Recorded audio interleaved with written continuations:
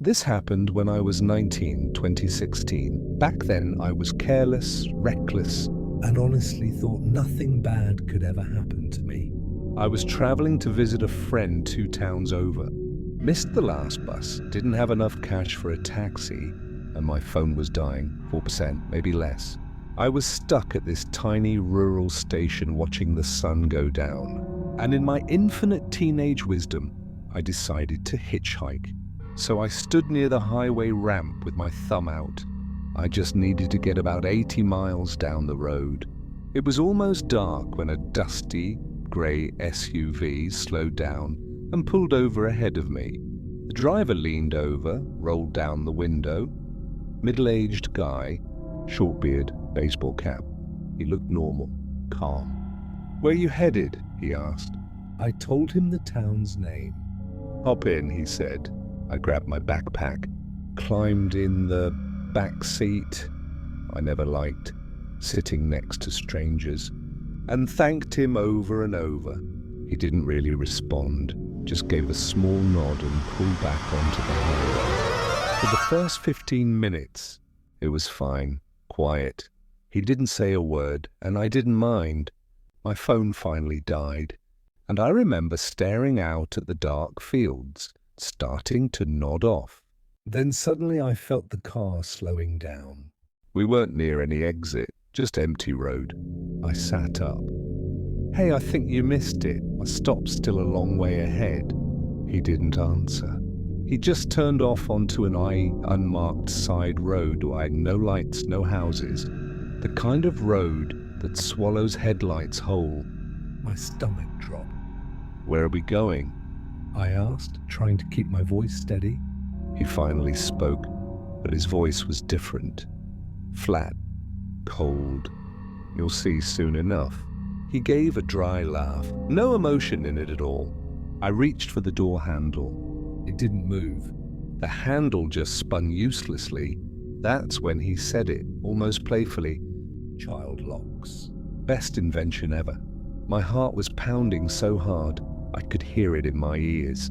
I started crying, begging, offering him my money, my bag, anything. He didn't respond, just kept scanning the trees like he was picking a place. I knew then I wasn't getting out of that car alive. And that's when something strange happened. I don't know if it was panic, adrenaline, or just nature itself. But out of nowhere, I felt a sharp cramp in my lower stomach, then warmth spreading fast. At first, I thought I'd wet myself out of fear. But when I looked down in the faint dashboard light, my jeans were soaked. Dark. It wasn't urine. It was blood. Heavy, immediate, impossible to ignore. The driver slowed the car, confused. "Wait, what the hell?" he muttered. "Look!" I screamed. "Look at me. I'm bleeding." He glanced back, just a quick flick of his eyes. And the moment he saw, his whole face twisted.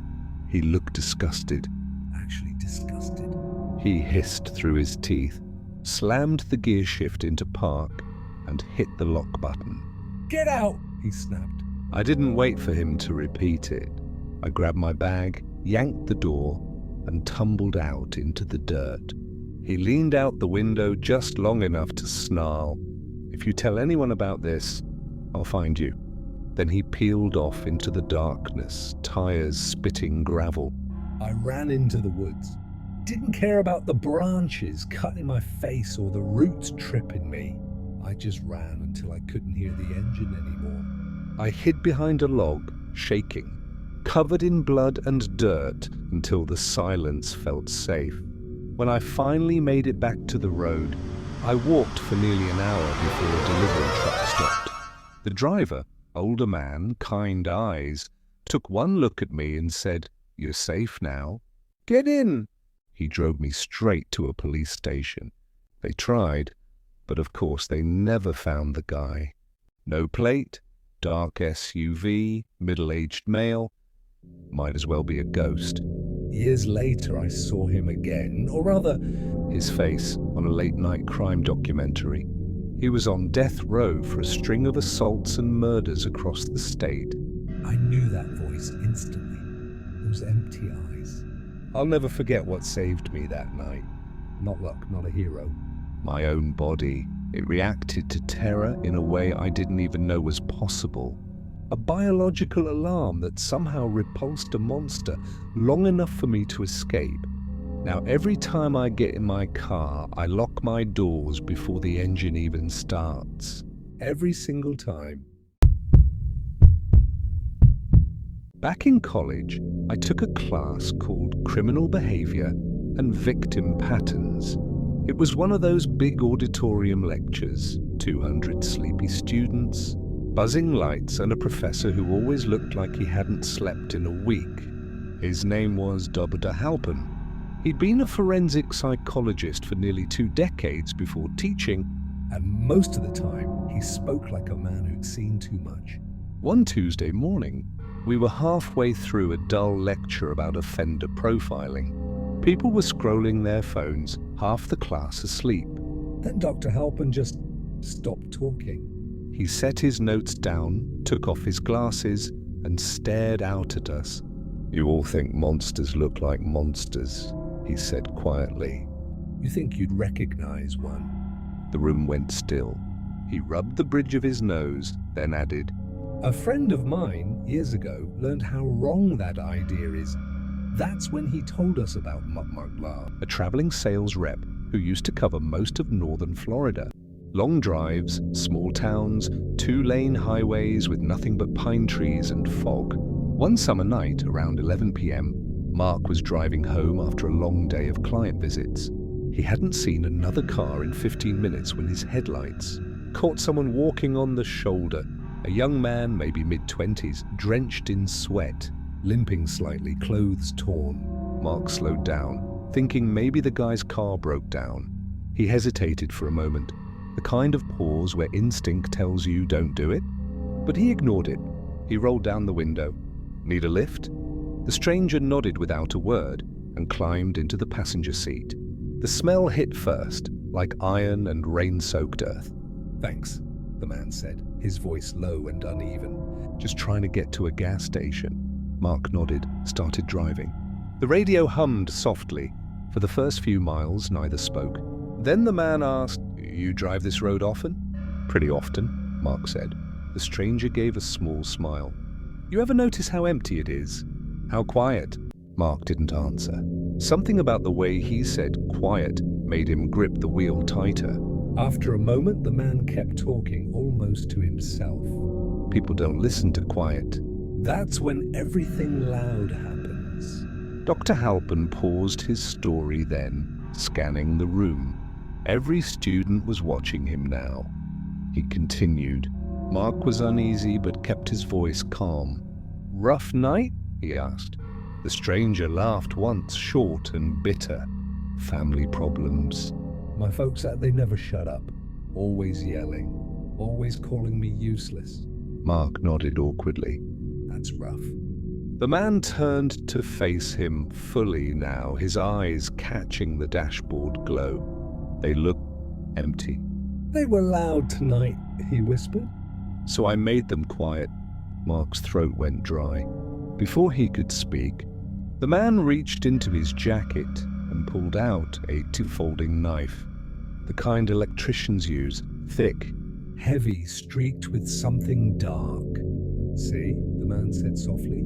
"Still warm." Mark's mind went blank. The road curved ahead, and then, like a miracle, a glowing sign appeared. An all-night diner with a single flickering neon coffee cup. Mark forced his voice steady. "Hey, perfect timing. That place has a phone. You can call someone." The man stared at him for a long moment, then gave a slow nod. They pulled into the empty lot. Mark parked right by the door, engine still running. The man opened his door, but didn't get out immediately. He just said, "Yeah, you're a good listener." Then he stepped out, shut the door gently, and walked away toward the diner, knife still in his hand. Mark didn't wait. He slammed his foot on the gas and tore out of the lot. He didn't stop until he was home behind locked doors. Dr. Halpin looked at us, his face expressionless.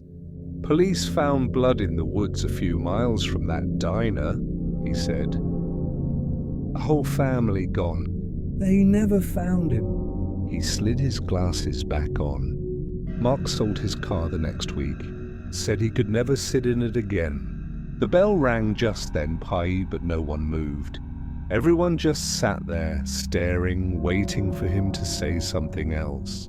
He didn't. He just packed his papers and left. And I swear, as even now, Caroline, sometimes I still hear that one line echoing in my head. People don't listen to quiet. That's when everything loud happens. I was 22, broke, and stupidly confident. That summer, I decided to hitchhike from Western Pennsylvania to Columbus, Ohio, to crash with a friend. My phone was half dead, it was getting dark, and a storm was rolling in from the hills. By the time I hit Route 422, thunder was rumbling so close it felt like the sky was growling. I was drenched, shivering, when a faded tea-silver SUV pulled over beside me. 4 women were inside. The one driving, maybe mid-30s, leaned over the passenger seat and said, "You look like you're about to drown out here. Need a ride?" Her tone was warm, but there was something rehearsed about her smile. Still, I was freezing and desperate. So I got in. The heat blasting from the vents felt like heaven. They introduced themselves quickly. Clara, June, Lacey, and the driver, Marnie. They said they were heading west too, coming from a church retreat. The storm outside was chaos. Rain hammering the windshield, wipers screeching. Inside, though, it was strangely quiet. The radio wasn't on. None of them spoke much after the first few minutes. I noticed something weird. All 4 women were wearing identical. Thin red bracelets are like hospital bands. At one point, the woman in the front seat asked Marnie, "Are we stopping before or after the line?" And Marnie said, without looking back, "After, it's cleaner that way." I tried to laugh it off, maybe some inside joke, but nobody else smiled. About half an hour later, we pulled into a small gas station just outside a town called Beechwood. It looked half abandoned, one flickering light. No other cars, just the wind pushing rain sideways. Marnie turned to me and said, "Be right back. We just need to make a quick stop. Stay here, okay?" Then all 4 of them got out at once. Through the blurry glass, I saw them walk toward a man near the pumps. Some trucker, maybe. He said something and one of them, I think June, laughed. Then the next flash of lightning hit, and for a split second I swear I saw her swing something heavy. The man collapsed. The light flickered again, and they were dragging him behind the station. I froze. My heart was pounding so hard it felt like I could hear it over the rain. I didn't even breathe. A minute later, the women came back, calm, quiet, soaked. No one spoke. Marnie started the car, and we drove off like nothing happened. After about 5 miles, I tried to play dumb. "So, everyone okay?" No one answered. Finally, Marnie said, "You're awful quiet back there." I tried to smile, just tired. She looked at me in the rearview mirror, and that smile came back, sharper this time. "You should be. It's a long night ahead." I pretended to laugh. Then, under her breath, I heard her whisper something to Lacey. Just one line, but it chilled me to the bone. "He'll do fine. He's about the same size." That was it for me. The next time we slowed near a curve, I yanked the door handle, jumped, and hit the wet pavement hard. I rolled, scrambled to my feet, and ran straight into the woods. Branches clawing at my face, thunder cracking behind me. I hid there for hours, soaked and shaking, until I saw headlights sweep across the trees again. The SUV rolled by slowly, windows down, someone's voice calling. Come on out, sweetheart. You'll catch your death out there. I didn't move. By morning, I found a ranger station a few miles down the trail. When I told the sheriff what happened, he looked at me strangely and said, "There's no gas station out there anymore? Burned down in '99. I thought he was joking until I drove back weeks later, and he was right. Just a cracked foundation and a broken sign that still read, Beechwood Fuel. And hanging from one of the old posts was a faded red bracelet, still wet, even though it hadn't rained in days.